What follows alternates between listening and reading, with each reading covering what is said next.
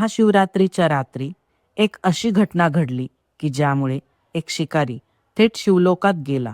पण तो कसा, ते आपण आज ऐकणार आहोत महाशिवरात्रीची कथा यामध्ये. विंध्य पर्वतावर एक शिकारी राहत होता. तो हिंसक आणि निर्दयी होता. एके दिवशी तो शिकार करण्यासाठी त्याची शस्त्रे घेऊन जंगलात गेला. तेव्हा त्याला तिथे एक शिवमंदिर दिसले. तेथे सर्वजण शंकराची पूजा करत होते आणि ओम नमः शिवाय या मंत्राचा जप करत होते. त्या शिकाऱ्याने ते सर्व पाहिले आणि टिंगल करत तेथून निघून जंगलात चालला होता. टिंगल आणि चेष्टेने बोललेले ओम नमः शिवाय मंत्र त्याच्या तोंडात तो पुटपुटू लागला. सकाळची रात्र झाली, पण त्याला शिकार काही भेटेना. हळूहळू अंधार पसरू लागला. त्या जंगलात सरोवर काठी असलेले बेलाचे झाड त्याला दिसले.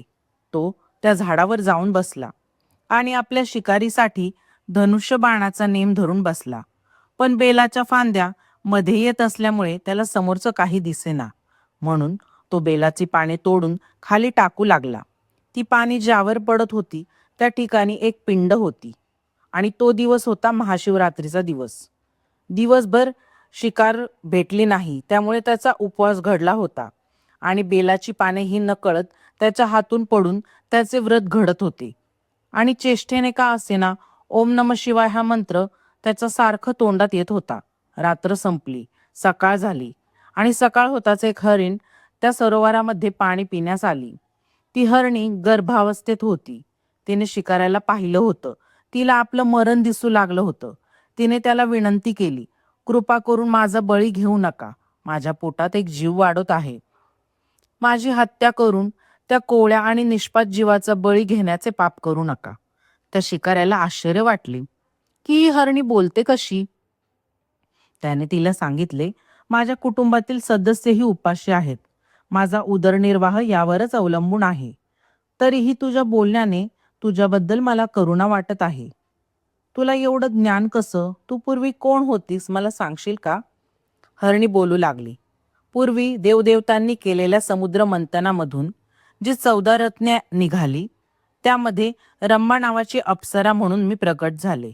देव आणि ऋषी यांचे मनोरंजन करणे हे माझे काम होते. पण सौंदर्याने उन्मत्त होऊन मी देवाचा संग सोडून दैत्याबरोबर राहू लागले. एके दिवशी मी शंकराच्या दर्शनासाठी गेले. शंकर ध्यानस्थ अवस्थेत बसले होते.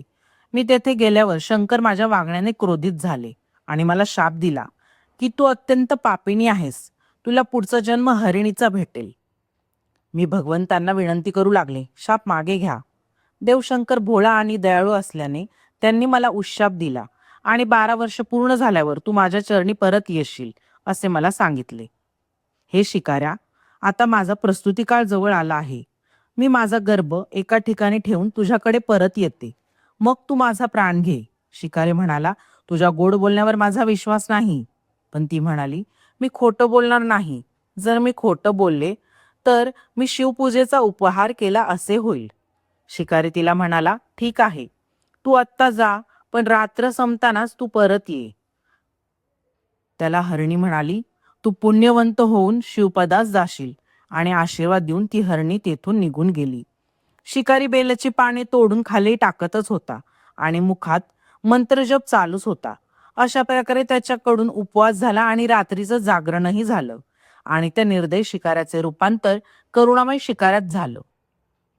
तेथे त्याच्या ह्या उपासाने आणि पूजेने शंकर भगवान प्रसन्न झाले आणि प्रगट झाले.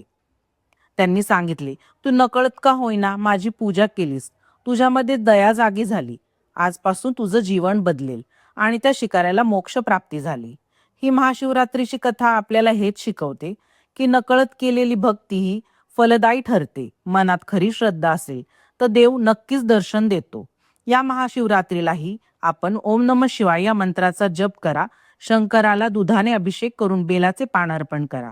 भगवान शंकर खूप दयाळू आहेत. तुमच्या मनातील सर्व इच्छा पूर्ण करतील. व्हिडिओ कसा वाटला मला नक्की सांगा आणि कमेंटमध्ये ओम नमः शिवाय लिहायला विसरू नका.